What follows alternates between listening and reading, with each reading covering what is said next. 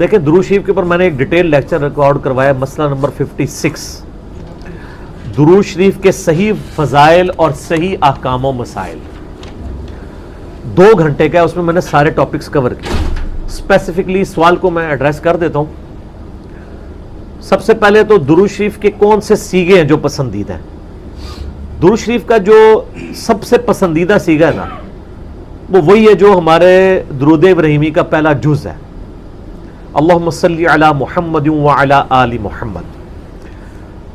سنن نسائی میں حدیث ہے، انٹرنیشنل نمبر کے مطابق 1293 اور ایک نمبرنگ کے مطابق ہے 1292۔ یہ مجھے زبانی یاد ہے نمبر، 12 نبی الاسلام کی نسبت سے اور 92 محمد کی وجہ سے، 1292 سنن نسائی۔ زید ابن خارجہ سے نبی الاسلام نے فرمایا مجھ پہ درود پڑھنا لازم کر لو اور اپنی دعاؤں میں پڑھا کرو اللہم صلی علی محمد وعلی آل محمد۔ یہ سنی شیعہ دونوں کے ہاں پڑھا جاتا ہے۔ اس کے علاوہ بخاری اور مسلم میں درود ابراہیمی ہے جو ہم نماز میں پڑھتے ہیں، یہ بھی ثابت ہے۔ باقی جتنے بھی درود ہیں اسی سے ملتے جلتے ہیں۔ صلی اللہ علیہ وآلہ وسلم، یہ بھی نبی الاسلام سے ثابت ہے، صحیح مسلم میں حضرت عیسیٰ علیہ السلام کے لیے آپ نے کہا وَنُزُولِ عِیسَى ابْنَ مَرْیَمَ صلی اللہ علیہ وسلم، وآلہ وسلم کے ساتھ پڑھنا بہتر ہے کیونکہ نبی علیہ السلام نے اسی کی ترغیب دلائی ہے۔ درود ابراہیمی میں بھی دیکھیں، باقی درودوں کے اندر بھی۔ اب رہا مسئلہ کتنی تعداد میں پڑھا جائے، جتنی حسب توفیق ہو۔ مجموع الزوائد میں ایک صحیح سند کے ساتھ حدیث موجود ہے سنن طبرانی کے ریفرنس سے کہ جو شخص صبح کے وقت 10 دفعہ درود شریف پڑھ لے اور 10 دفعہ شام کے وقت، قیامت والے دن اسے میری شفاعت نصیب ہوگی۔ تو یہ بڑا آسان ہے، 10 دفعہ اللہم صلی علی محمد وعلی آل محمد پڑھنے میں کتنا ٹائم لگتا ہے؟ باقی اللہ تعالیٰ نے ڈیٹم لیول کے اوپر تو آپ پہ ویسے ہی یہ لازمی کر دیا ہے۔ نماز میں ہم درود شریف پڑھ ہی رہے ہوتے ہیں، ہر نماز میں پڑھ رہے ہوتے ہیں۔ درود شریف کے بغیر تمہاری نماز ہی مکمل نہیں ہوتی، اور ہماری نماز تو ہم تو دعائے قنوت کے بعد بھی درود شریف پڑھتے ہیں، صحیح سند سے ثابت ہے۔ نماز جنازہ میں بھی درود شریف پڑھتے ہیں، ہر جگہ درود شریف ہے۔ مسجد میں داخل ہوتے وقت درود شریف ہے، وہ حدیثیں موجود ہیں، وہ میں نے اس لیکچر میں ساری حدیثیں بتائی ہیں۔ ہر خطبے کے آغاز میں درود شریف ہے، جس مجلس میں نبی علیہ السلام کا ذکر ہو وہاں پہ درود شریف ہے۔ مولا علی علیہ السلام سے حدیث ہے جامعہ ترمذی میں صحیح سند کے ساتھ کہ نبی صلی اللہ علیہ وآلہ وسلم نے فرمایا وہ شخص کنجوس ہے جس کے سامنے میرا ذکر ہو اور مجھ پر درود نہ پڑھے، اللہم صلی علی محمد وعلی آل محمد۔ اور ترمذی میں ایک حدیث ہے وہ شخص تباہ و برباد ہو جائے جس کے سامنے میرا ذکر ہو اور مجھ پر درود شریف نہ پڑھے، اللہم صلی علی محمد وعلی آل محمد۔ اور اس کے علاوہ سنن طبرانی میں بھی ایک روایت ہے، اس روایت کی صحت پہ اختلاف ہے، لیکن چونکہ کچھ محدثین اسے صحیح سمجھتے ہیں اس لیے میں ضرور بیان کرتا ہوں کہ جو شخص روزانہ 100 دفعہ درود شریف پڑھ لے تو قیامت والے دن اللہ تعالیٰ اسے شہیدوں کے ساتھ اٹھائے گا، اور اس کی دونوں آنکھوں کے درمیان لکھا ہوگا کہ یہ شخص منافقت اور دوزخ کی آگ سے بری ہے۔ 100 دفعہ درود شریف، میری تو کوشش ہوتی ہے کہ 100 دفعہ درود شریف روزانہ کم از کم ضرور پڑھا جائے۔ اگر کوئی روزانہ نہیں پڑھ سکتا 10 دفعہ تو پڑھ لے، اور نبی علیہ السلام کے آپ اکثر وظائف دیکھیں گے وہ 100 دفعہ ہی ہیں، اکثر وظائف جو زیادہ تعلیم کیے گئے، جیسے بخاری مسلم میں حدیث ہے کہ جو شخص 100 دفعہ پڑھ لے سبحان اللہ و بحمدہ تو اس کے سارے گناہ معاف کر دیے جائیں گے چاہے سمندر کی جھاگ کے برابر ہو، اور جو شخص صبح و شام 100 دفعہ یہی پڑھے تو قیامت دن اس سے بڑھ کے کوئی عمل نہیں لے کے آ سکتا سوائے اس کے کہ جو اس سے زیادہ وہ کلمات پڑھ لے، 100 کا دفعہ۔ پھر بخاری میں 70 دفعہ استغفار کا ذکر ہے، پھر تسبیح فاطمہ بھی جو ہے 100 دفعہ ہے، 33 دفعہ سبحان اللہ، 33 دفعہ الحمدللہ، 34 دفعہ اللہ اکبر، یا 33 دفعہ اللہ اکبر اور 100 کا عدد پورا کرنے کے لیے بخاری مسلم میں آتا ہے لا الہ الا اللہ وحدہ لا شریک لہ لہ الملک ولہ الحمد وہو علی کل شیء قدیر۔ تو یہ سارے 100 والے ہیں، زیادہ تو آپ جتنا مرضی پڑھیں۔ جامعہ ترمذی میں حدیث ہے قیامت والے دن میرے سب سے زیادہ نزدیک وہ شخص ہوگا جس نے دنیا میں مجھ پہ سب سے زیادہ درود شریف پڑھا ہوگا، اللہم صلی علی محمد وعلی آل محمد۔ تو سر جتنا گڑ ڈالیں گے اتنا میٹھا ہوگا، درود شریف جتنا پڑھیں اتنا ہی کم ہے، نبی علیہ السلام کے قرب کا ذریعہ ہے۔ لیکن صرف درود شریف پہ زور ہو، نبی علیہ السلام کی تعلیمات پہ زور نہ ہو تو یہ غلط ہے۔ درود شریف کے لیے باوضو ہونا بھی شرط نہیں ہے، یہ اللہ کا ذکر ہے اور ایسا ذکر ہے جس کے لیے کوئی پروٹوکول نہیں ہے۔ وضو پروٹوکول ہوتا ہے نماز پڑھنے کا، عام اذکار کے لیے کوئی وضو پروٹوکول نہیں ہوتا۔ ویسے آپ نے رکھنا ہے وہ ضرور کریں، لیکن ادروائز ان اذکار کا کوئی پروٹوکول اس حوالے سے نہیں ہوتا. تو میری خواہش یہ ہے کہ آپ روزانہ کم از کم 100 دفعہ ضرور درود شریف پڑھیں. اگر نہیں پڑھ سکتے تو صبح فجر کے بعد 10 دفعہ اور 10 دفعہ مغرب کے بعد صبح شام 10 ایک جگہ جمع ہوتی ہے. ہم تو ایک قوم بھی نہیں اسی وجہ سے. بہرحال یہ الگ سے ایک ٹاپک ہے. جمعے کی فرضیت کے اعتبار سے سورۃ الجمعہ کافی ہے. بخاری اور مسلم دونوں میں حدیث ہے، نبی صلی اللہ علیہ وآلہ وسلم نے فرمایا کہ اگرچہ ہم سب سے آخر میں آئے ہیں لیکن قیامت والے دن ہم سب سے سبقت لے جائیں گے، یہود و نصارہ سے بھی. پھر نبی علیہ السلام نے اس کی ریزن بتائی کہ اللہ تعالیٰ نے جمعے کا دن یہودیوں پر پیش کیا، انہوں نے اس کی قدر نہیں کی، انہوں نے ہفتے کا دن اپنے لیے چوز کر لیا. پھر نصارہ پہ پیش کیا، انہوں نے اس کی قدر نہیں کی اور اتوار کا دن انہوں نے چوز کر لیا. پھر اللہ نے ہماری رہنمائی کر دی جمعے کے دن کے لیے. اچھا، نبی علیہ السلام نے اس کو اللہ کی طرف منسوخ کیا کہ اللہ نے ہمارے لیے رہنمائی مقرر کر دی کہ ہم جمعے کی طرف متوجہ ہوئے. اور پھر نبی صلی اللہ علیہ وآلہ وسلم نے فرمایا کہ قیامت والے دن، یعنی اس جمعے کے دن کے تحفے کو ایکسیپٹ کرنے کی وجہ سے قیامت والے دن ہم سبقت لے جائیں گے، یعنی سب سے پہلے جنت میں جانے والے نبی صلی اللہ علیہ وآلہ وسلم کے امتی ہوں گے انشاءاللہ تعالی. اللہم اجعلنا منہم آمین. صحیح مسلم میں ایک حدیث ہے کہ نبی صلی اللہ علیہ وآلہ وسلم نے فرمایا کہ جمعے کا دن باقی تمام دنوں کا سردار ہے. اسی دن آدم علیہ السلام پیدا ہوئے، اسی دن وہ جنت میں داخل کیے گئے، اسی دن جنت سے نکالے گئے اور اسی دن قیامت قائم ہوگی. ایک اور حدیث ہے بخاری اور مسلم دونوں میں، نبی صلی اللہ علیہ وآلہ وسلم نے فرمایا کہ جمعے کے دن ایک گھڑی، ایک لمحہ ایسا آتا ہے کہ اس گھڑی میں جو اللہ سے خیر مانگی جائے نا، اللہ تعالیٰ وہ خیر عطا فرما دیتا ہے. اچھا، اس میں اب مختلف اقوال ہیں. بہرحال صحیح مسلم میں ایک حدیث ہے کہ نبی علیہ السلام نے فرمایا کہ یہ جو قبولیت کی گھڑی ہے نا، یہ خطیب کے ممبر پر بیٹھنے سے لے کر نماز جمعہ کے ختم ہونے تک ہے. اس دوران یہ ایکٹیویٹی ہے، یعنی ایک گھڑی ایسی آتی ہے جو قبولیت کا وقت ہے. ویسے پبلک میں مشہور ہے کہ وہ 2 خطبوں کے درمیان وہ بھی ہو سکتا ہے، اس کے علاوہ بھی نماز کا بھی وقت ہو سکتا ہے جس میں آپ اللہ کی طرف رجوع لاتے ہیں. اس لیے آپ دیکھیں کہ بخاری اور مسلم دونوں میں حدیث ہے، نبی صلی اللہ علیہ وآلہ وسلم نے فرمایا جو جمعے والے دن سب سے پہلی گھڑی میں آتا ہے اسے اونٹ نحر کرنے کا ثواب دیا جاتا ہے. جو اس کے بعد آتا ہے اسے ایک گائے ذبح کرنے کا ثواب. جو اس کے بعد آتا ہے اسے ایک بھیڑ یا بکری ذبح کرنے کا ثواب. جو اس کے بعد آتا ہے اسے ایک مرغی ذبح کرنے کا ثواب. اور جو بالکل اینڈ پہ آتا ہے اسے انڈا صدقہ کرنے کا ثواب. اور پھر اس کے بعد الفاظ ہے کہ اس کے بعد فرشتے رجسٹر بند کر دیتے ہیں جب خطیب ممبر پہ چڑھ جاتا ہے. یعنی یہ ساری گھڑیاں خطیب کے ممبر پہ چڑھنے سے پہلے ہیں. اور پھر فرشتے جو ہیں وہ بھی الذکر سننا شروع کر دیتے ہیں. الذکر یعنی جو خطیب خطبہ دے رہے ہیں، بشرطے کہ وہ ذکر ہو، کہانیاں نہ ہو. الذکر تو پھر سر یہی ہے، انا نحن نزلنا الذکر وانا لہ لحافظون. صحیح مسلم میں حدیث ہے کہ نبی علیہ السلام کے جمعے کا خطبہ جو ہے وہ قرآن ہی ہوا کرتا تھا. 4 حدیثیں اوپر تلے. ایک صحابیہ کہتی ہے کہ میں نے حضور علیہ السلام سے جمعے کے خطبے میں اتنی دفعہ سورہ قاف جو پارہ نمبر 26 میں آتی ہے سنی کہ مجھے زبانی یاد ہو گئی. اب ہر جمعے میں وہ ظاہر تذکیر والی صورت ہے تو وہ الذکر سننا شروع کر دیتے ہیں. اور پھر اس کے بعد جو آتا ہے نا، پھر اسے نارمل صرف نماز کا ثواب ملتا ہے. جو ایکسٹرا آرڈنری ثواب ہے نا جمعے کا وہ ختم ہو جاتا ہے. اچھا، اسی حدیث میں الفاظ ہیں کہ جو پہلی گھڑی میں آئے اس کے لیے ثواب. پھر اس میں نبی علیہ السلام نے یہ بھی فرمایا کہ پھر جتنا مقدر ہو تم نماز ادا کرو. یعنی جمعے سے پہلے آپ 2 4 6 8 10 جتنی مرضی نفلی رکعتیں پڑھ سکتے ہیں. اچھا، اس میں ایک حدیث ضعیف بھی پیش کی جاتی ہے ابو داؤد کی کہ جمعے والے دن مکروہ وقت کوئی نہیں ہوتا، وہ روایتی کمزور ہے. اس کا تو آپ نے بہرحال خیال رکھنا ہوگا. وہ جو 5-7 منٹ ہوتے ہیں جب سورج اپنے ٹریک میں بالکل سینٹر میں ہوتا ہے، جسے آپ زوال کہتے ہیں، وہ زوال نہیں ہوتا، وہ ضحوہ کبریٰ ہوتا ہے. زوال آفتاب تو کہتے ہیں آپ ظہر کا وقت شروع ہونے کو ہے، سورج گرنا شروع ہو جائے مغرب کی طرف. سینٹر سے ذرا سا ہٹے گا تو مکروہ وقت ختم ہو جائے گا. ایگزیکٹ سینٹر میں آپ سمجھ لیں وہ جو 5-7 منٹ ہیں وہ مکروہ وقت ہے. اس سے پہلے بھی آپ نفلی نماز پڑھ سکتے ہیں، اس کے بعد بھی ایگزیکٹ اس وقت نہیں پڑھ سکتے. تو جتنی مقدر ہو پڑھو. البتہ بخاری اور مسلم میں حدیث ہے کہ جب خطیب جو ہے وہ خطبہ دے رہا ہو نا تو پھر آپ نے 2 رکعتیں پڑھنی ہے، اور اس وقت تک نہیں بیٹھنا جب تک وہ 2 رکعتیں نہ پڑھ لیں. یہ جمعے کے دن کا پروٹوکول ہے، عام نمازوں کے لیے نہیں ہے. اور 2 سے زیادہ پھر نہیں پڑھنی جب خطبہ شروع ہو جائے، کیونکہ اصل مقصد تو خطبہ سننا ہے.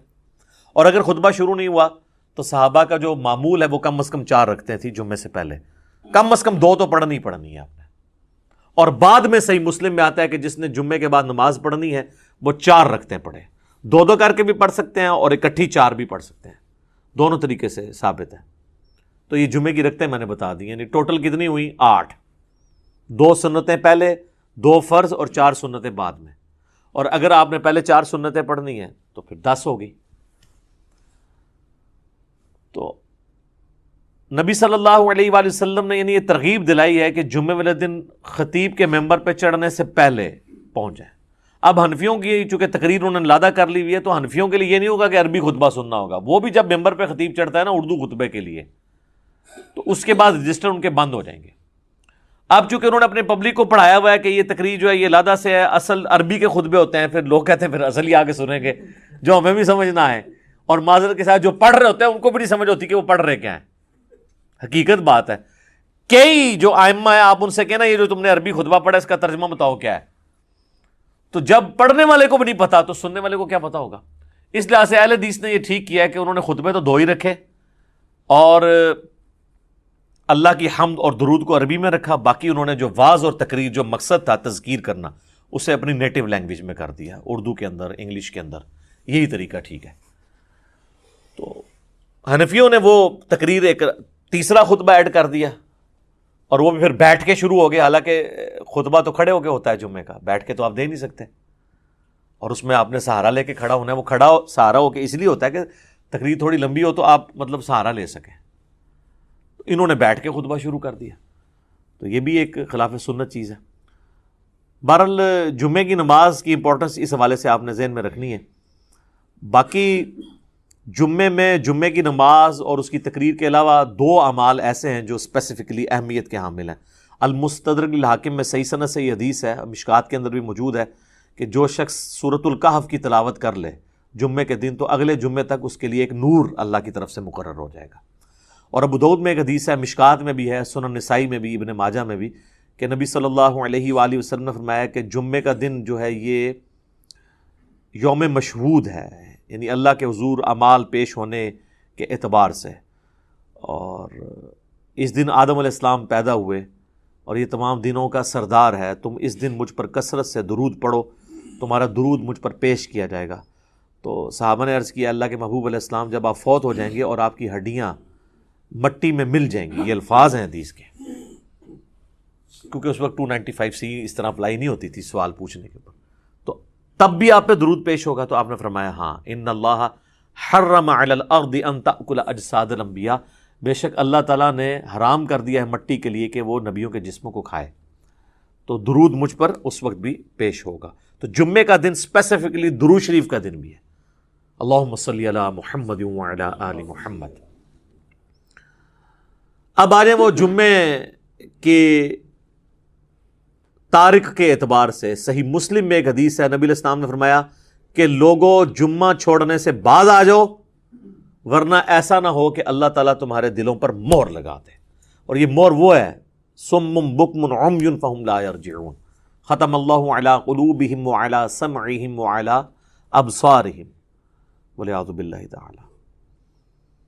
اور جامع ترمذی میں حدیث ہے جس نے مسلسل 3 جمعے چھوڑ دیے اللہ تعالیٰ اس کے دل پر مہر لگا دے گا. اچھا، اسی وجہ سے یہ پبلک مشہور ہے کہ 3 کٹھے نہیں چھوٹنے چاہیے.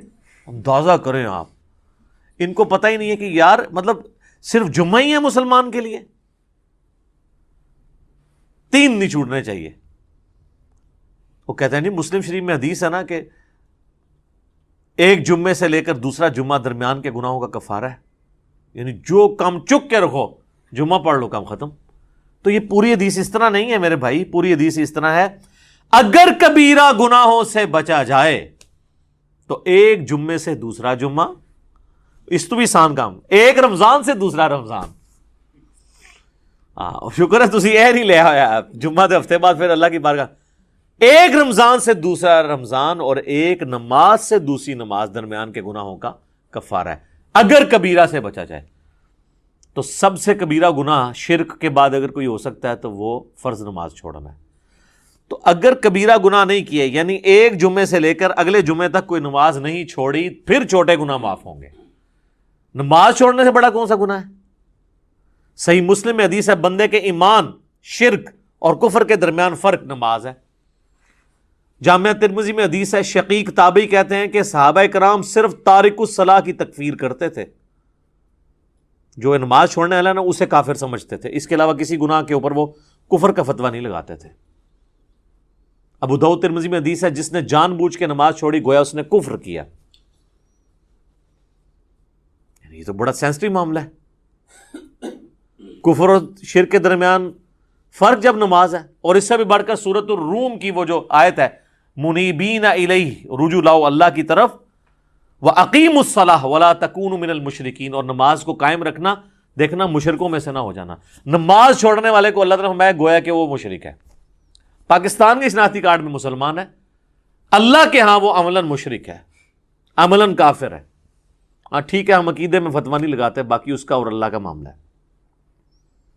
پھر سنن ابن ماجہ میں حدیث ہے ابو درداء اصحاب صوفہ میں سے ہیں، وہ کہتے ہیں کہ نبی علیہ السلام نے، بڑے پیارے الفاظ ہیں، میرے خلیل نے مجھے 3 وصیتیں کی تھی. نمبر 1، اللہ کے ساتھ شرک نہ کرنا، خواہ تمہارے ٹکڑے ٹکڑے کر دیے جائیں یا تمہیں آگ میں جلا دیا جائے. نمبر 2، کبھی نماز، فرض نماز نہ چھوڑنا ورنہ اللہ کے ہاں تمہارا ذمہ اٹھ جائے گا، یعنی اللہ کو پھر کوئی پرواہ نہیں. اور نمبر 3، شراب نہ پینا، تمام گناہوں کی چابی شراب ہے. یہ 3 وصیتیں ابو درداء کہتے ہیں کہ نبی علیہ السلام نے مجھے کی تھی.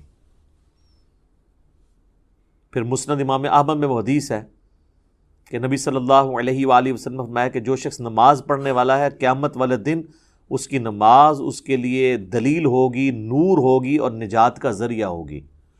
اور جو نماز چھوڑنے والا ہے اس کے لیے نہ کوئی نور ہوگا، نہ نجات کا کوئی سبب ہوگا، نہ اللہ کے حضور کوئی حجت ہوگی پیش کرنے کے لیے.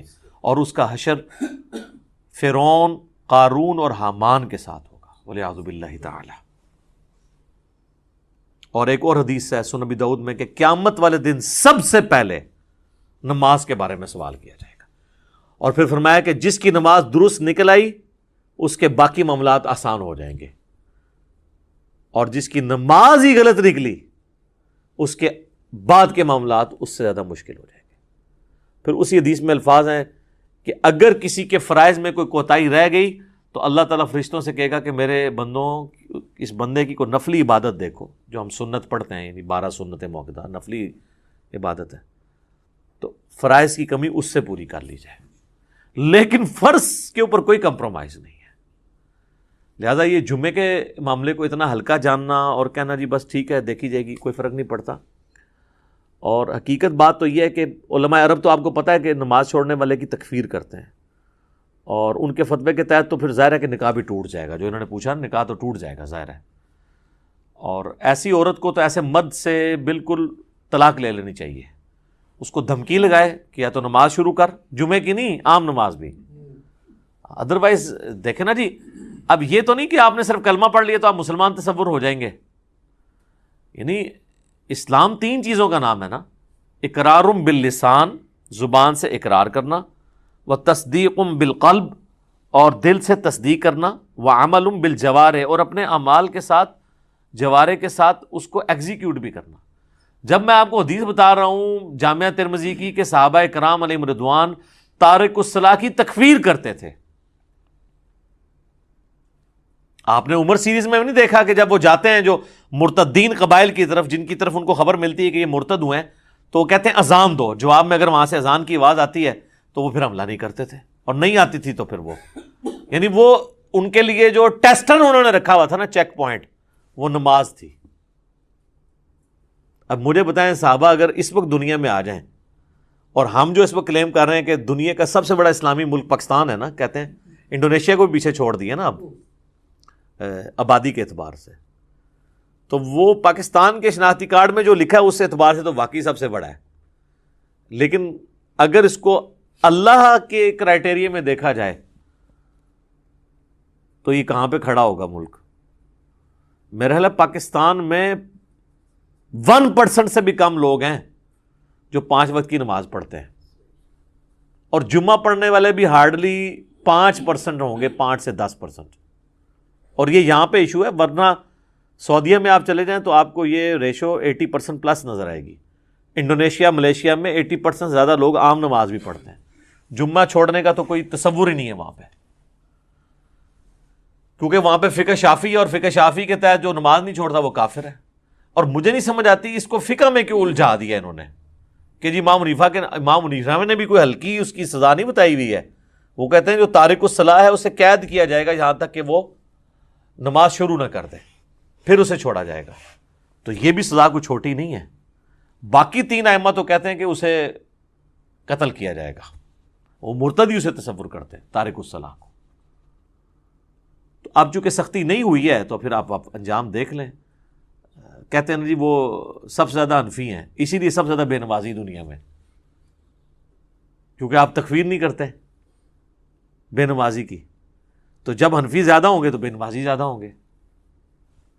حالانکہ اسے حنفی شافعیت کا مسئلہ ہی نہیں، یہ تو مسلم شریف میں حدیث ہے نا، یہ کوئی امام شافعی کا قول تو نہیں ہے. صحیح مسلم میں کتاب الایمان میں پہلے چیپٹر کے اندر یہ حدیث موجود ہے کہ بندے کے کفر اور اسلام کے درمیان فرق نماز ہے. اس حدیث کو تو مطلب امام شافعی یا احمد بن حنبل یا امام مالک کے کسی دھکے کی یا انہوں مونڈا دینے کی ضرورت نہیں ہے نا، یہ حدیث خود ہی. اور اس سے بڑھ کر سورہ روم کی آیت وَأَقِیمُوا الصَّلَاةَ وَلَا تَکُونُوا مِنَ الْمُشْرِکِینَ، نماز قائم رکھنا اور دیکھنا مشرکین میں شامل نہ ہونا. تو جناب یہ جمعوں وغیرہ کے چکر سے ذرا باہر نکلیں. جمعے والی بات تو یعنی یہ تو بہت بڑی بات ہے. عام نماز بھی اگر کوئی شخص چھوڑتا ہے، تارک الصلاۃ ہے، تو وہ قانوناً تو اسلام کی روح سے تو وہ اسلام سے خارج ہو جائے گا، الا یہ کہ وہ توبہ کر لے. ویسے تو یہ چھوٹے موٹے، ویسے تو ان کو یہ پڑھایا ہوا ہے کہ اگر کوئی بریلوی دیوبندی کے پیچھے جا کے نماز پڑھ لے یا اس کا نماز جنازہ تو اس کا نکاح ٹوٹ جاتا ہے، تجدید ایمان بھی اسے کرنا پڑتا ہے. اس سے کبھی یہ نہیں بتایا گیا کہ تو نماز نہیں پڑھتا تو اس پہ بھی تیرا نکاح ٹوٹے گا. کتنا یا دیکھیں آپ کتنا بڑا مسئلہ ہے. یعنی جو بڑا ایشو تھا وہ نہیں بتایا گیا اسے کہ نماز چھوڑنے سے بھی تیرا نکاح ٹوٹ سکتا ہے، نماز چھوڑنے کی وجہ سے بھی تیری بیعت، چلے جو بھی انہوں نے ایک ٹوٹی پوٹی فارم میں اپنا ایک سلسلہ شروع کیا ہے وہ ٹوٹ سکتا ہے. ادھر تو وہ جن کے بیعت ہوئے ہوتے ہیں وہ نہیں نماز پڑھتے. خود کہاں سے پڑھنی ہے انہوں نے؟ اللہ ماشاء اللہ بہت کم لوگ ہیں کہ جو نماز پڑھتے ہوں. اور جماعت کے ساتھ نماز کا اہتمام کرنا، خوشو خضوع سے پڑھنا، یہ تو آپ چھوڑ دیں. اسی لیے پھر انہوں نے ایک جھوٹی کہانی یعنی سب کے ہاں ملتی ہے کہ جی وہ نماز تو اللہ کی معرفت کا ذریعہ ہے، جو اللہ تک پہنچ چکے ہوں تو نماز ان کو ضرورت ہی نہیں ہے، یا اگر انہوں نے پڑھنی ہے تو وہ کہتے ہیں دل کی نماز ہوتی ہے. چندہ دل کا نہیں ہوتا. جو روٹیاں اور روسٹ توڑتے ہیں اور کھاتے ہیں، اپنی توندیں بڑھاتے ہیں، وہ دل کی نہیں ہوتی. اور جہاں بات آتی ہے نماز پڑھنے کی وہ دل کی ہوتی ہے. ٹھیک ہے. اور نماز پڑھنے کے لیے جاتے ہیں مکے مدینے، پیشاب کرنے کے لیے اپنے ٹوائلٹ میں جاتے ہیں. ان کے تو ٹوائلٹس کو لگائیں تالے. انہوں کو جتنے نماز پڑھنی ہے استنجا بھی اتنے ہی کرو جا کے روحانی طور پہ. تم لگ پتہ جائے گا روحانی طور سے کدھر جا. یعنی جو بندہ یہاں بیٹھے بیٹھے مکے اور مدینے جا کے نمازیں پڑھ رہا ہے، استنجا کرنے کے لیے وہ کیوں اٹیچ باتھ میں جاتا ہے؟ اتنی بڑی ایکٹیویٹی وہ پرفارم کر رہا ہے تو استنجا بھی ہوتے ہی کرو. ٹھیک ہے. ان کے آپ ٹوائلٹ بند کریں، ان کے اوپر CCTV کیمرے لگائیں اور دیکھیں پھر جناب یہ کتنی دیر آپ کو نمازیں پڑھ کے بتاتے ہیں. سب کہانیاں ان کی کھل جائیں گی. اور آپ کو تو ہم یعنی پریکٹیکل سولوشن دے رہے ہیں. دیکھیں یہ اب سائنٹیفک دور ہے، ادھر آپ نے ایشوز کو پیش کرنا ہے تو آپ نے ایک بکش فارم میں پیش کرنا ہے کہ ہاں یہ اس طرح نہیں اس طرح. ٹھیک ہے. اور میں آپ کو بتاؤں یہ جو معجزات اور کرامات کو ہم مانتے ہیں لیکن یہ کسی کے اختیار میں نہیں ہے، الا ایک انبیاء کے ساتھ معجزات اٹیچ ہیں. کرامت اللہ تعالیٰ جس کے اوپر ظاہر کرتے ہیں. یہ جس طرح سپر مین اور ٹارزن بنا کے پیش کرتے ہیں نا بزرگوں کو، تو چونکہ ان کے دعوے ہیں نا تو کر کے بتائیں. نبی علیہ السلام سے اگر نبی علیہ السلام اللہ کا پیغمبر ہونے کا دعویٰ کر رہے تھے تو جب ان سے یہ بات کی جاتی تھی تو وہ فزیکلی سب کے سامنے کرتے تھے. بخاری مسلم میں حدیث ہے، ایک بارش نہیں ہو رہی تھی تو ایک صحابی نے کھڑے ہو کر کہا یا رسول اللہ کے حضور دعا کریں. وہ کہتے ہیں ہم چلچلاتی دھوپ میں گئے ہیں اور واپس آئے ہیں تو بارش شروع ہو گئی تھی، اور اتنی بارش ہوئی کہ اگلے جمعے تک ہوتی رہی، اور اگلے جمعے وہی شخص دوبارہ کھڑا ہوا کہ یا رسول اللہ آپ دعا کریں کہ ہماری ارد گرد زمینوں پہ تو بارش ہو، ہمارے گھروں پہ نہ ہو، گھر کی چھتیں ٹپکنا شروع ہو گئی ہیں۔ تو نبی علیہ السلام نے اپنی مبارک انگلی سے یوں اشارے کیے اور وہ بادل پھٹنے شروع ہو گئے، ٹھیک ہے۔ اور وہ کہتے ہیں جب ہم اگلے جمعے کے لیے گئے بارش میں تھے تو واپس آئے تو دھوپ تھی۔ تو میرے بھائی یہ یعنی نبی علیہ السلام نے تو سب کچھ کر کے بتایا نا، آپ کا جن بزرگوں کے بارے میں کلیم ہے تو ہم ان کو سائنٹیفکلی اس طرح چیزوں پہ چیک کریں گے، یہ سب کے سامنے فزیکلی کر کے بتائیں گے۔ اور میں آپ کو بتاؤں نبی علیہ السلام کی نبوت کو جسٹیفائی کرنے والی سب سے بڑی چیز یہ ہے کہ ہزاروں کیمرے آپ کے اوپر فٹ تھے۔ یہ جو آپ کے صحابہ تھے سفر و حضر ہر وقت آپ کے ساتھ تھے۔ اگر آپ کے کریکٹر میں کہیں ذرا سی بھی جھول ہوتی نا تو آپ کی وفات کے بعد آپ کے وہ ساتھی جو جانثار ہمیشہ سے آپ کے ساتھ تھے، ایک تو وہ تھے نا جو فتح مکہ پہ طلقاء بنے، معافیاں مانگی، اور ایک حضور کا غلبہ دیکھ کے اسے ایک سردار کا غلبہ تصور کرتے ہوئے اذا جاء نصر اللہ والفتح کے تحت وہ اسلام میں داخل ہو گئے۔ وہ موٹیویشنل تو ان کا ایمان نہیں تھا، لیکن جو سابقون الاولون جو شروع سے حضور کے ساتھ اٹیچ تھے، جو بندہ ساتھ اٹیچ ہوتا ہے نا جی، اس کو اس بندے کی کمزوریاں اور خوبیاں پتہ ہوتی ہیں، کہیں نہ کہیں بندہ ایکسپوز ہو جاتا ہے۔ جس کے ساتھ ہزاروں لوگ اٹیچ ہوں اور حضور کی وفات کے بعد ان میں سے کوئی بندہ ٹس سے مس نہ ہو، اور کمٹمنٹ کا یہ لیول ہو کہ ہزاروں لوگ جب اس دین کو چھوڑ جائیں تو چند مٹھی بھر لوگ اتنے کانفیڈنٹ ہوں کہ ہمارے نبی نے ہم سے وعدہ کیا تھا کہ رومن اور پرشین امپائر گرے گی، ہم تھوڑے سے ہی لیکن ہم ٹکرائیں گے، اللہ ہمیں فتح دے گا، یہ کانفیڈنس لیول ہو۔ یہی نبی علیہ السلام کی المستدرک الحاکم میں صحیح سند سے یہ حدیث ہے، مشکات کے اندر بھی موجود ہے کہ جو شخص سورۃ الکہف کی تلاوت کر لے جمعے کے دن تو اگلے جمعے تک اس کے لیے ایک نور اللہ کی طرف سے مقرر ہو جائے گا۔ اور ابو داؤد میں ایک حدیث ہے، مشکات میں بھی ہے، سنن نسائی میں بھی، ابن ماجہ میں بھی، کہ نبی صلی اللہ علیہ وآلہ وسلم نے فرمایا کہ جمعے کا دن جو ہے یہ یوم مشہود ہے، یعنی اللہ کے حضور اعمال پیش ہونے کے اعتبار سے، اور اس دن آدم علیہ السلام پیدا ہوئے اور یہ تمام دنوں کا سردار ہے، تم اس دن مجھ پر کثرت سے درود پڑھو، تمہارا درود مجھ پر پیش کیا جائے گا۔ تو صحابہ نے عرض کیا اللہ کے محبوب علیہ السلام جب آپ فوت ہو جائیں گے اور آپ کی ہڈیاں مٹی میں مل جائیں گی، یہ الفاظ ہیں حدیث کے، کیونکہ اس وقت 295 اس طرح اپلائی نہیں ہوتی تھی سوال پوچھنے کے اوپر، تو تب بھی آپ پہ درود پیش ہوگا۔ تو آپ نے فرمایا ہاں ان اللہ حرم علی الارض ان تأکل اجساد الانبیاء، بے شک اللہ تعالیٰ نے حرام کر دیا ہے مٹی کے لیے کہ وہ نبیوں کے جسموں کو کھائے، تو درود مجھ پر اس وقت بھی پیش ہوگا۔ تو جمعے کا دن اسپیسیفکلی درود شریف کا دن بھی ہے، اللہم صلی علی محمد وعلی آل محمد۔ اب آ جائیں وہ جمعے کے تاریخ کے اعتبار سے، صحیح مسلم میں ایک حدیث ہے، نبی علیہ السلام نے فرمایا کہ لوگوں جمعہ چھوڑنے سے بعد آ جاؤ ورنہ ایسا نہ ہو کہ اللہ تعالیٰ تمہارے دلوں پر مہر لگا دے، اور یہ مہر وہ ہے صم بکم عمی فہم لا یرجعون، ختم اللہ علی قلوبہم وعلی سمعہم وعلی ابصارہم والعیاذ باللہ تعالی۔ اور جامع ترمذی میں حدیث ہے جس نے مسلسل 3 جمعے چھوڑ دیے اللہ تعالیٰ اس کے دل پر مہر لگا دے گا۔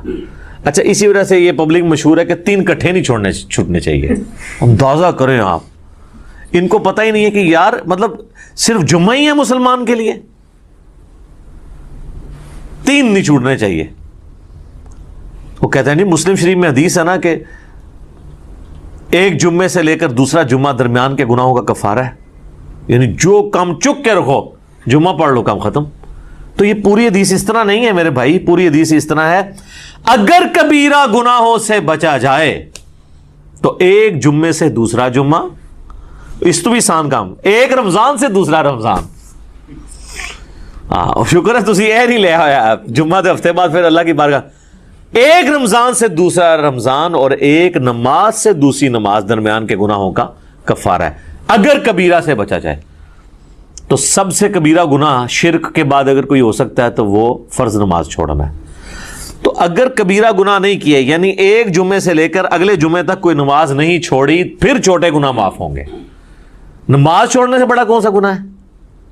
صحیح مسلم میں حدیث ہے بندے کے ایمان، شرک اور کفر کے درمیان فرق نماز ہے، جامعہ ترمذی میں حدیث ہے، شقیق تابعی کہتے ہیں کہ صحابہ کرام صرف تارک الصلاح کی تکفیر کرتے تھے، جو نماز چھوڑنے والا نا اسے کافر سمجھتے تھے، اس کے علاوہ کسی گناہ کے اوپر وہ کفر کا فتویٰ نہیں لگاتے تھے۔ ابو داؤد ترمذی میں حدیث ہے، جس نے جان بوجھ کے نماز چھوڑی گویا اس نے کفر کیا۔ یعنی یہ تو بڑا سینسٹیو معاملہ ہے، کفر اور شرک کے درمیان فرق جب نماز ہے۔ اور اس سے بھی بڑھ کر سورۃ الروم کی وہ جو آیت ہے، منیبین الیہ، رجوع لاؤ اللہ کی طرف، وَأَقِیمُوا الصَّلَاةَ وَلَا تَکُونُوا مِنَ الْمُشْرِکِینَ، اور نماز کو قائم رکھنا، دیکھنا مشرکوں میں سے نہ ہو جانا۔ نماز چھوڑنے والے کو اللہ تعالیٰ فرمایا گویا کہ وہ مشرک ہے۔ پاکستان کے شناختی کارڈ میں مسلمان ہے، اللہ کے ہاں وہ عملاً مشرک ہے، عملاً کافر ہے۔ ہاں ٹھیک ہے، ہم عقیدے میں فتویٰ نہیں لگاتے، باقی اس کا اور اللہ کا معاملہ ہے۔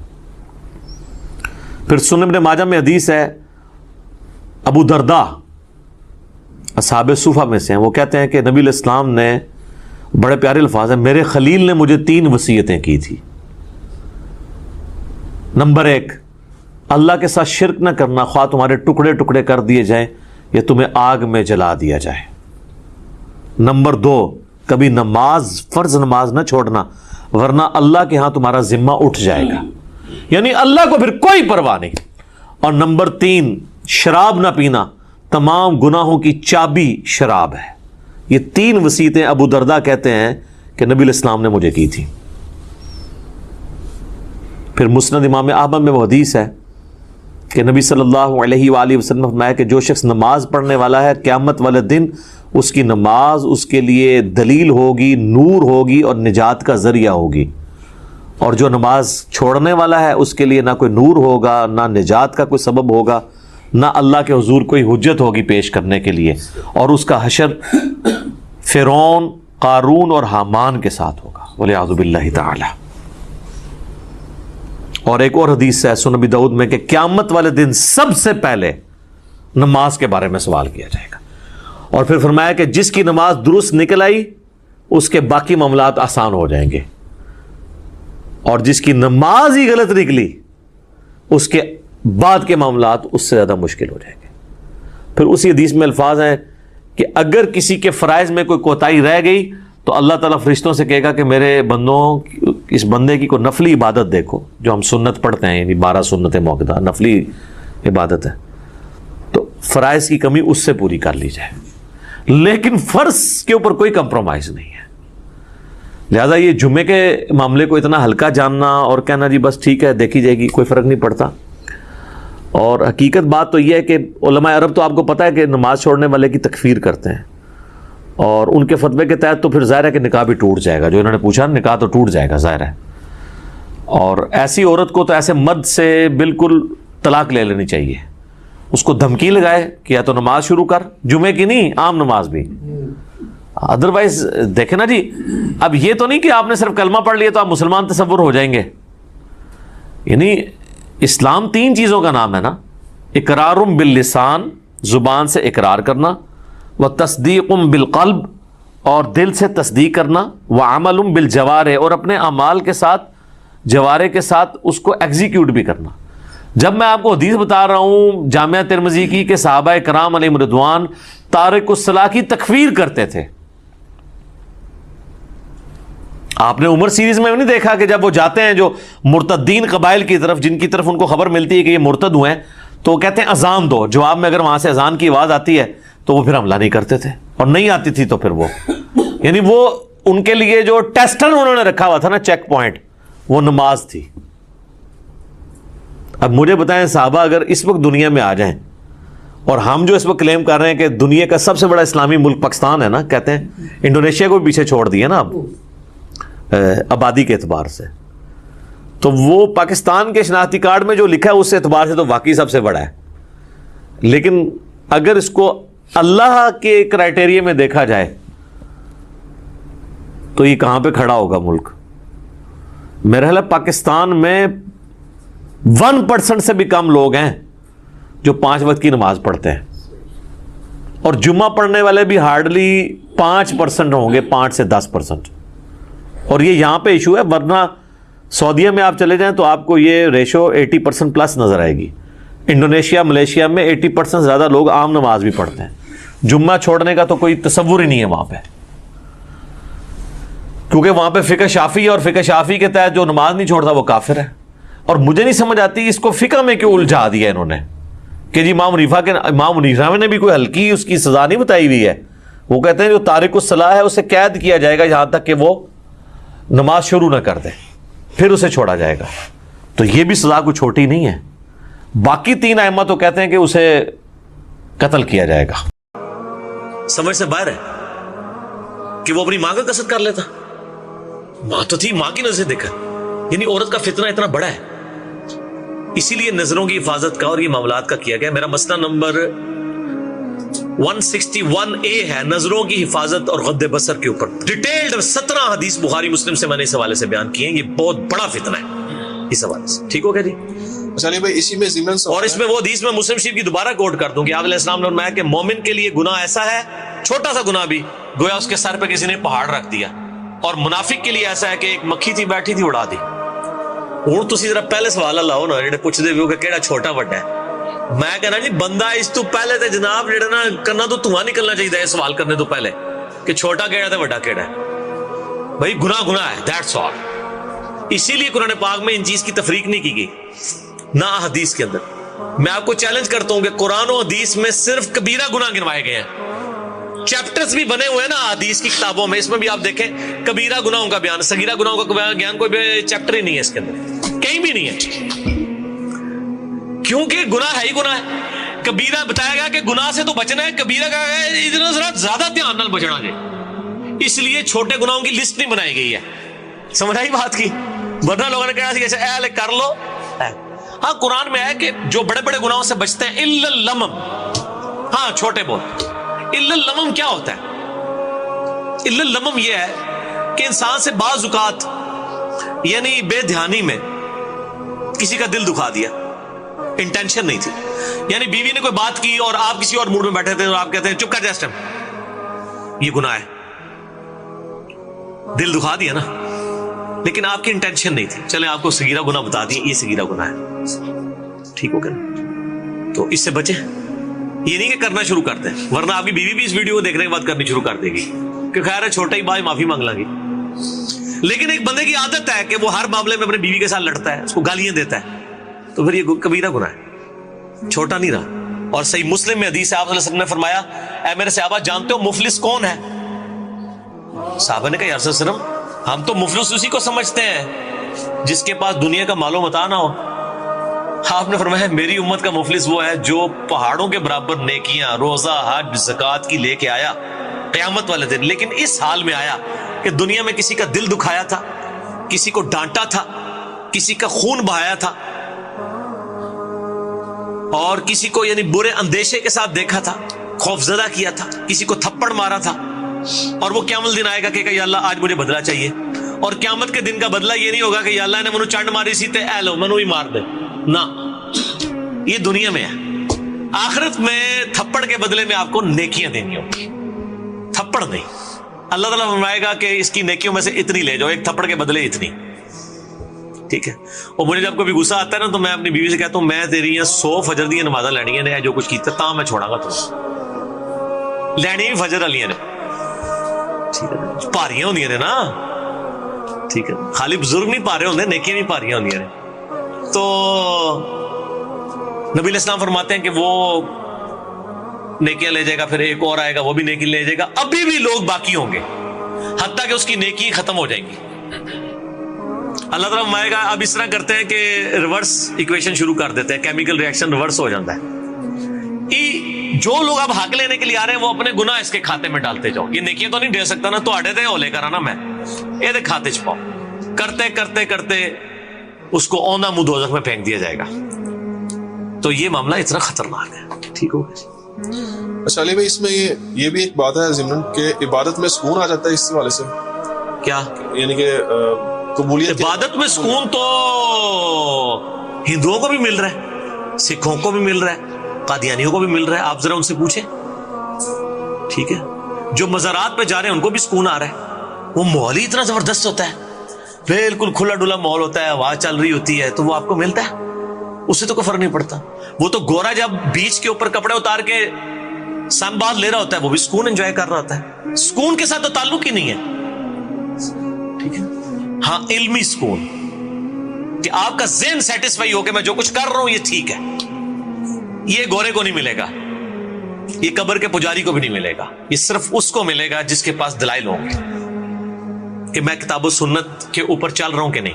اسی لیے میں کہتا ہوں کہ اپنی اپروچ کو آپ علمی اپروچ رکھیں, جذباتی نہ رکھیں. اور وہ غامدی صاحب کا جملہ مجھے بڑا پسند ہے کہ انہوں نے کہا کہ عبادت کرو تو صرف اللہ کی, اور عقیدت رکھو تو صرف محمد رسول اللہ سے. اور آیت ہے سورۃ النجم میں, یہ زبردست ہے. اللہ تعالیٰ فرماتا ہے نیک لوگوں کے بارے میں, الذین یجتنبون کبائر الاثم, وہ لوگ جو بڑے بڑے گناہوں سے بچتے ہیں, والفواحش, اور بے حیائی کے کاموں سے, الا اللمم, ہاں اگر کبھی کبھار کوئی چھوٹا معاملہ ہو جائے, الا اللمم کو اللہ نے بھی چھوڑ دیا ہے, بڑے گناہوں سے بچو. ان ربک واسع المغفرہ, بے شک تیرا رب وسعت والا ہے مغفرت کے اعتبار سے. ہوا اعلم بکم, وہ تو تمہیں اس وقت سے جانتا ہے, اذا انشأکم من الارض, جب تم زمین سے اگے تھے. ہائے ہائے ہائے, انسان بھی زمین سے اگا ہے, کیونکہ انسان جس منی کے قطرے کی پیداوار ہے, وہ منی کیسے تیار ہوتی ہے؟ اس خوراک سے جو زمین سے نکلتی ہے. ادھر تک اللہ تعالیٰ نے بات کی ہے. وَإِذَا أَنْتُمْ أَجِنَّةٌ فِي بُطُونِ أُمَّهَاتِكُمْ, اور جب تم ایک چھوٹے سے ایمبریو اور جنین کی شکل میں ماں کے پیٹ میں ہوتے ہو, وہ تو اس وقت سے تمہیں جانتا ہے. فَلَا تُزَكُّوا أَنفُسَكُمْ, تو مت کہا کرو میں بڑا پرہیزگار ہوں. هُوَ أَعْلَمُ بِمَنِ اتَّقَىٰ, اسے خوب معلوم ہے کہ کون کتنا پرہیزگار ہے. اور جو خدا آپ کو زمین سے اگتے وقت سے, اس ایمبریو سے لے کر پیدا ہونے تک اور مرتے دم تک جانتا ہے, اس سے کوئی چیز چھپی ہوئی ہے. تو اس میں بھی آیا کہ لمم, جو چھوٹی موٹی چیزیں وہ اللہ تعالیٰ معاف کر دے گا, لیکن بڑے بڑے گناہوں سے بچنا ہوگا. اور ایک اور میں کریٹیکل آیت بتا دوں, یہ تو کہتے ہیں نا جناب وہ توبہ بس کر لیجیے, خالی کھلی توبہ نہیں ہونی چاہیے. اللہ تعالیٰ خالی کھلی توبہ کو نہیں مانتا. یہ سورہ نساء کے اندر ہی مسئلہ نمبر میرا 18 ہے, اور وہ بائی چانس آیت نمبر بھی 18 ہے, گناہ کبیرہ اور توبہ کا بیان. اللہ تعالیٰ فرماتا ہے انما التوبۃ علی اللہ, اللہ کے ذمہ ہے ایسے لوگوں کی توبہ کو قبول کرنا, للذین یعملون السوء بجہالۃ, جو کوئی نادانی میں گناہ کر بیٹھے, ثم یتوبون من قریب, اور پھر فوراً ہی توبہ کر لیں, اس کو تو میں معاف کر دوں گا. فاولئک یتوب اللہ علیہم, ایسے پر اللہ تعالیٰ رجوع فرمائے گا توبہ کے ساتھ. وکان اللہ علیما حکیما, اور اللہ تعالیٰ علم والا حکمت والا ہے. ولیست التوبۃ, اور اس کی تو کوئی توبہ نہیں ہے, للذین یعملون السیئات, جو کہ برے اعمال کرتے ہیں, حتی اذا حضر احدهم الموت, یہاں تک کہ ان میں سے کسی کے موت کا وقت قریب آتا ہے, قال انی تبت الآن, تو کہتا ہے اللہ میں اب توبہ کرتا ہوں. یعنی موت کے وقت اگر کوئی توبہ کرتا ہے وہ توبہ نہیں ہے. وہ جامعہ ترمذی میں حدیث ہے نا کہ موت کے غرغرے سے پہلے توبہ ہے, نزع کا وقت آنے سے پہلے. اس وقت تو فرعون نے بھی کہہ دیا تھا کہ میں رب موسیٰ اور ہارون پر ایمان لاتا ہوں, تو اللہ تعالیٰ نے کیا فرمایا تھا, الآن, اب ایمان لے کر آیا, اب تو کوئی فائدہ نہیں. وَلَلَّذِينَ يَمُوتُونَ وَهُمْ كُفَّارٌ, نہ ان لوگوں کی توبہ قبول ہوگی جو کفر کی حالت میں دنیا سے چلے گئے. اولئک اعتدنا لهم عذابا الیما, ایسے لوگوں کے لیے اللہ تعالیٰ نے دردناک عذاب تیار کر رکھا ہے. اب رہ گئے یہ گناہ آٹومیٹکلی کیسے نیکیوں سے معاف ہوتے ہیں, اس کا ذکر بھی اللہ تعالیٰ نے سورہ ہود کے اندر کیا ہے. سورہ ہود کے اندر 114 نمبر غالباً آیت ہے, ہاں یہ, اعوذ باللہ من الشیطان الرجیم. وَأَقِمِ الصَّلَاةَ طَرَفَيِ النَّهَارِ, نماز کو قائم رکھو دن کے دونوں سروں پہ, یعنی ادھر سے آپ فجر کہہ لیں اور ادھر سے مغرب اور عشاء. وَزُلْفًا مِّنَ اللَّيْلِ, اور رات میں بھی. اِنَّ الْحَسَنَاتِ, بے شک جو نیکیاں ہیں, یُذْهِبْنَ السَّیِّئَاتِ, وہ مٹا دیتی ہیں برائیوں کو. کون سی چیز مٹا دیتی ہے؟ نیکیاں. اور نیکی کون سی ذکر ہوئی؟ نماز. ذالک ذکرى للذاکرین, یہ نصیحت ہے ان لوگوں کے لیے جو نصیحت قبول کرنے والے ہیں.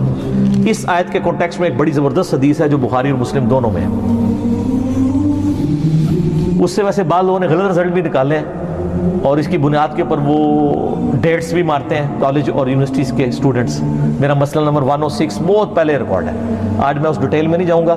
میرا یوٹیوب پہ ایک کلپ ہے ویلنٹائن ڈے کے اوپر, اس میں نے 17 حدیث بخاری اور مسلم سے بد نگاہی اور اس سے ریلیٹڈ بیان کی تھی, میں آج سکپ کرتا ہوں.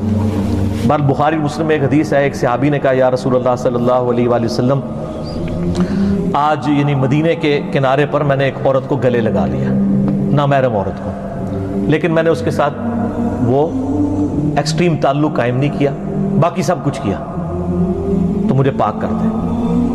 تو آپ صلی اللہ علیہ وآلہ وسلم نے فرمایا نماز پڑھو, اللہ تعالیٰ یہ گناہ معاف کر دے گا. اور پھر آپ نے یہ سورہ ہود کی آیت نمبر 114 تلاوت کی کہ نماز کو قائم رکھو دن کے دونوں کناروں کے اوپر, رات کے اوقات میں بھی, بے شک نیکیاں برائیوں کو مٹا دیتی ہیں. لیکن یہ اس صورت میں جب ایک آدھ دفعہ غلطی ہوگی, اس پہ بھی اجماع امت ہے کہ چھوٹے گناہوں کو چھوٹا سمجھ کے بار بار کرنا یہ خود گناہ کبیرہ اور بغاوت ہے. اس سے ایک واقعہ ورنہ چھوڑ دیا. اگر وہ حضور کو اس وقت یہ کہتا ہے یا رسول اللہ صلی اللہ علیہ وسلم ابھی تو معاف کروا لے تو میں پھر جا کے کراں گا, تو پھر آپ کا کیا خیال, آگے سے فتویٰ کیا آتا؟ ٹھیک ہے, تو غلطی ہو گئی فوراً رجوع لائیں. بخاری مسلم دونوں میں حدیث موجود ہے, آپ صلی اللہ علیہ وآلہ وسلم نے فرمایا بتاؤ اگر کسی کے گھر کے آگے سے نہر بہتی ہو, اس میں 5 دفعہ غسل کرے, اس کے جسم سے کوئی میل اس میں باقی رہ جائے گا؟ صحابہ نے کہا نہیں. تو فرمایا 5 نمازوں کی مثال ایسی ہی ہے. حتیٰ کہ صحیح مسلم میں ایک حدیث ہے کہ اگر بڑے بڑے گناہوں سے بچا جائے تو ایک نماز سے دوسری نماز, ایک جمعے سے دوسرا جمعہ, اور ایک رمضان سے دوسرا رمضان درمیان کے سارے گناہوں کا کفارہ بن جائے گا. آپ کو کہ میں رمضان میں نماز پڑھوں اور اگلے رمضان میں نہ, اس میں پہلے الفاظ ہیں کہ انجینئرنگ پہلے ہوئی ہے, اگر بڑے گناہوں سے بچا جائے تو نماز چھوڑنے سے بڑا گناہ کون سا ہے؟ صحیح مسلم میں 246 نمبر حدیث ہے انٹرنیشنل نمبر کے مطابق کتاب الایمان چیپٹر میں کہ بندے کے کفر اور اسلام کے درمیان فرق نماز ہے. وہ تو بہت بڑی عملاً کفر کی طرف لے جانے والی چیز ہے. ٹھیک ہے, سب سے بڑا گناہ نماز کو چھوڑنا ہے. تو ایک نماز سے دوسری نماز درمیان کے گناہوں کا کفارہ بن جاتا, ایون وہ تو